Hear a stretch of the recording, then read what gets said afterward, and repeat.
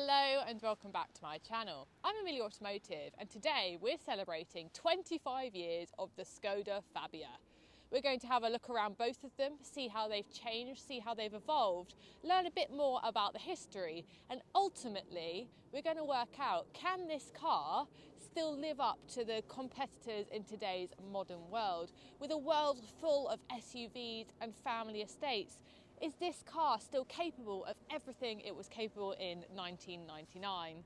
The Fabia has seen massive success, with the UK playing a pivotal role. Since its launch in 1999, it's become one of Skoda's top-selling models in Europe. In total, over 4.9 million Fabias have been produced. The Fabia offers entry-level models for new car buyers and performance VRS models. It's also made its mark in motorsport, showcasing Skoda's engineering expertise. From the 2003 Fabia WRC to the latest Fabia RS Rally 2, it has become a benchmark in world rallying. Right, let's have a look at how these cars have changed and evolved over time. Looks-wise, you can definitely tell they're related. This obviously looks a lot less modern than this does, but we still have the same sort of grille. We've lost the sort of rectangle shaped grille and it's now got more of a shape to it. There's also more angular, angry lines, and obviously we've got more modern take on the lights. We have little halogen bulbs in here. But what I like is that this is still recognisable as a Fabia. It's not gone too extreme. You can definitely tell it's still a Fabia, and they both look like lovely looking cars. Which one do you prefer? Let me know in the comments. Now, before we look at the back of these cars, I just want to point out something about the fact that we no longer have diesel engines in the new Fabia, which I think is such a shame. As I've said before, the VRS was one of the first diesel hot hatches ever, and they have become really iconic. And I do feel like it's such a shame that we don't have that diesel engine anymore, but sadly the demand for diesel engines just aren't there, which is such a shame. Ideally a diesel. I do like a diesel, but if I had the preference, I probably would go for a petrol now, and I've said that before. So let me know in the comments, what do you feel about the fact that this no longer comes in a diesel? Would you have preferred a petrol when petrol miles per gallon is so good now? And we'll test that out later.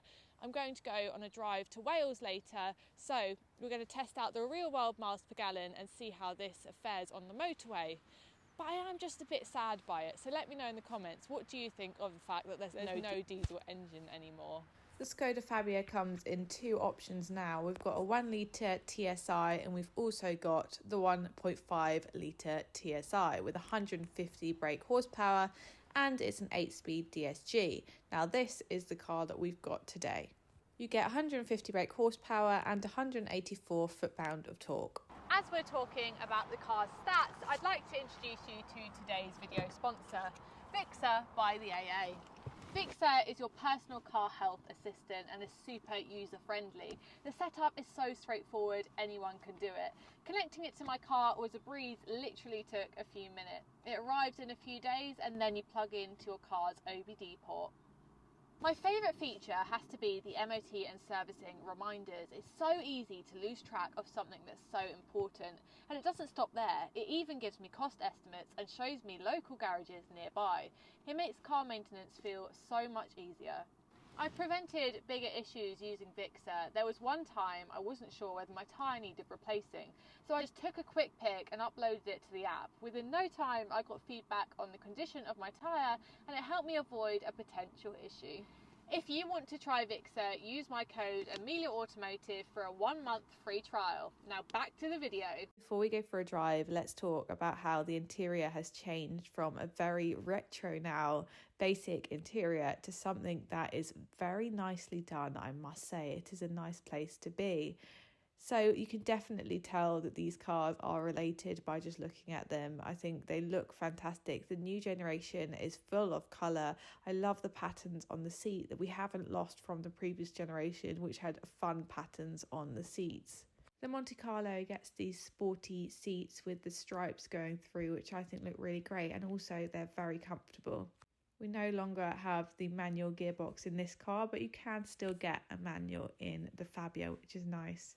It's being replaced with a sleek and modern automatic gear shifter.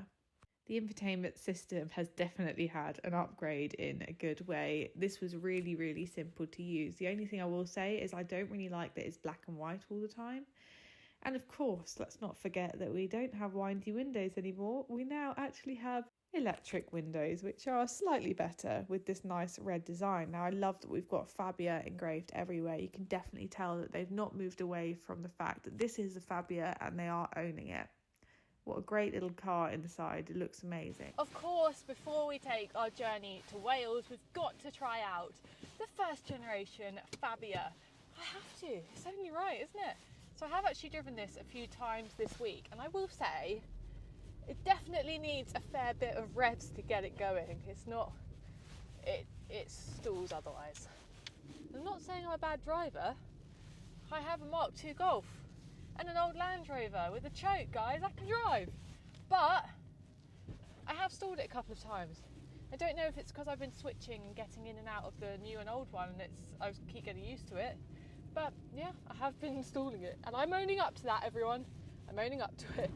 So how is this car to drive? It's definitely, you can tell it's an older car. It feels quite like a sort of Mark III Golf. It's pokey. It doesn't feel as sluggish as a Mark III Golf. It feels quite like it wants to go. This is the 1.4. I'm interested to try the VRS to see how that drives. But overall, it's a nice looking car. It's a nice car to drive. It's got good visibility around everywhere. The turning circle's really good. And apparently the miles per gallon is like 50 miles per gallon. So even now in today's world, you could daily one of these quite easily. 25 years later, it's fine. You can drive it. It's comfortable. It doesn't feel tiny on the road. It handles well. Obviously this is an exceptionally nice, clean model, and this is how it should be driving. And there's probably some that haven't been looked after how they should. So if you are ever buying one, just make sure you get a good one, as with any car.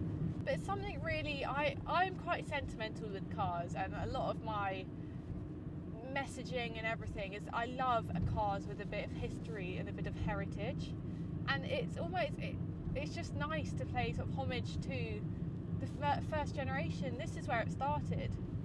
And cars have evolved so quickly. In 25 years, we've now got adaptive cruise control, we've got keyless entry on the Fabia, we've got all sorts, reversing camera. It's got everything you need nowadays, and we're going to put that to the test later on, so I won't give it away too much. But this is just such a lovely little thing to drive. It's now time for me to head off to Wales in this car. We're doing an 8-hour round trip. We're going to be testing its miles per gallon, how it feels on the motorway, and overall how it does on a long journey, especially with British weather. So we're going to say goodbye to the first generation Fabia and go and try the new one out.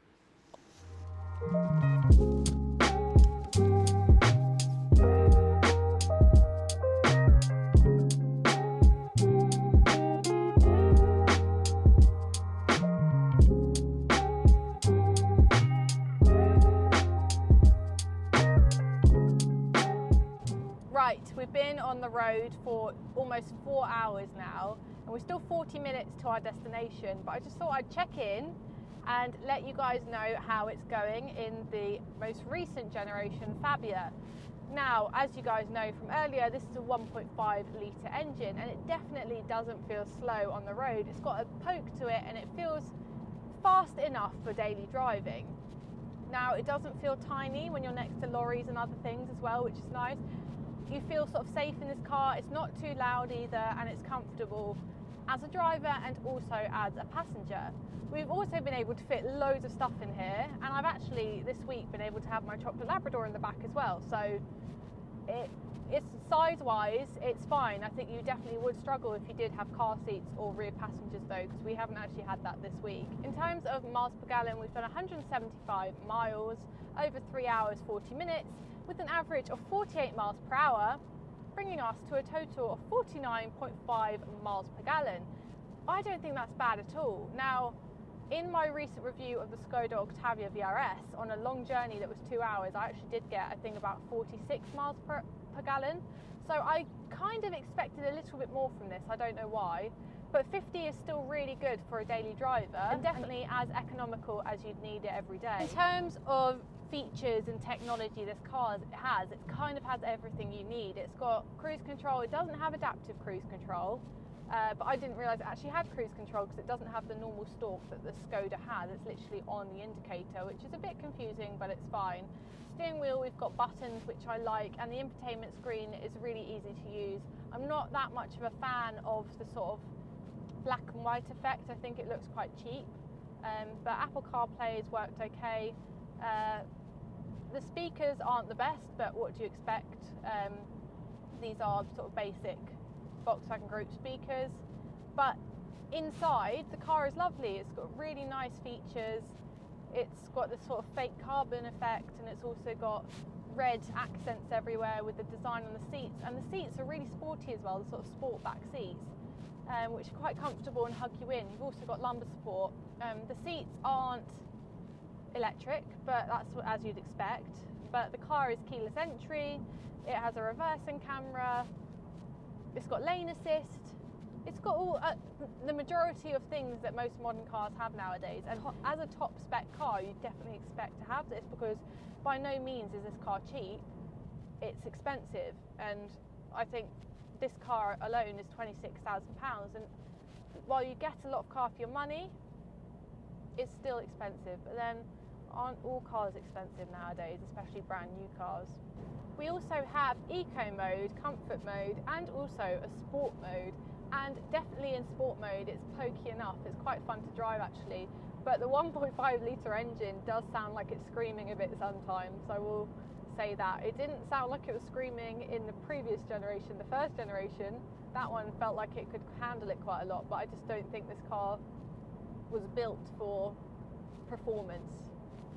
So we've made it to sunny Wales, and final question on the Skoda Fabia. So 25 years later, can it still live up to the modern world? I would say absolutely.